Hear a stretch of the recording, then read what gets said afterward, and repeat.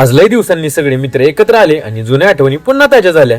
तर नमस्कार मित्रांनो, स्वागत आहे तुमचं आपल्या नवीन व्लॉग मध्ये. नेहमीप्रमाणे सकाळी आवरून निघालो जिमला. जिम मध्ये पोहोचल्यावर बजरंगबलींचं दर्शन घेतलं आणि वॉर्मअप सुरू केला. आजचा फोकस होता बॅक आणि बायसेप्सवर. सुरुवातीला हेवी बॅक वर्कआउट केला, म्हणलं जरा बॅक मजबूत केली पाहिजे. त्यानंतर एकदम हार्ड बायसेप्स वर्कआउट केला आणि आता जरा वेन्स पण दिसायला लागल्यात भावांनो. नंतर 20 मिनिटं इंडियन वॉकिंग करून आपला आजचा सेशन कंप्लीट केला. मग वर्कआउट संपून निघालो घरी.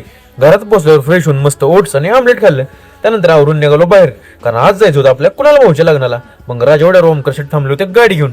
गाडीत बसलो आणि निघालो आपल्या पुढच्या मार्गाला. रस्त्यावरचे खड्डे बघून असं वाटलं की गाडी चंद्रावर पोचली काय, पण असं काय झालं नव्हतं. थोड्या वेळानं वॉटर स्टेशनला पोहोचलो तर ट्रेन येणार होती म्हणून गेट लावलं होतं. तेवढं अवधूत शेड उतरले शेंगा घ्यायला. मग रेल्वे आणि अवधूत शेडची एंट्री एकदमच झाली आणि एकदम टॉपचा विषय झाला. आणि आज कुणाल शेटच्या लग्नामुळे सगळ्या सातारा जिल्ह्यातच ट्रॅफिक जाम होतं वाटतं. मग पुढचा रस्ता मोकळा गावला आणि ओमकार शेटनं गाडीचं रॉकेटच केलं. नंतर कसं तरी पोहोचलो हॉल जवळ आणि शर्ट चेंज करून निघालो हॉलमध्ये. तर नेहमीप्रमाणे आपण पोहोचायच्या अगोदरच लग्न लागलं होतं.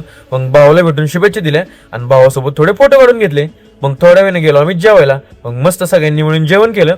त्यानंतर भावाचा निरोप घेऊन निघालो आम्ही सातारला. आणि येताना गाडीत असं जरा मेंटलपणा केला बघा. मग म्हणलं लय दिवसांना सगळे एकत्र आलोय तर जरा फोटो काढून घेऊ. आणि अवधूत शेटची स्टाईल बघा. नंतर आपल्या आथर्व भाऊची पोच बघा, एकदम टॉपचा विषय करून टाकला दोघांनी पण. आणि ओमकार शेट आपले टॉपचे कॅमेरामॅन ह्याकडे उभं राहून रस्त्याच्या पलीकडचा फोटो काढत होते. भाऊंनी काही विषय एकदम टॉपचाच करून टाकलेला. मग तिथनं निघालो आम्ही पुढं. नंतर गाडीत जे झोपलो ते साताऱ्यात आल्यावर सुटलो.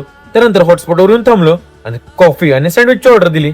नंतर कॉफी घेऊन आपला आजचा विषय एंड केला. आजच्यासाठी एवढंच. व्हिडिओ आवडला असेल तर तुमच्या ह्या भावाला नक्की फॉलो करा आणि आपल्या युट्यूब चॅनलला सबस्क्राईब करायला विसरू नका.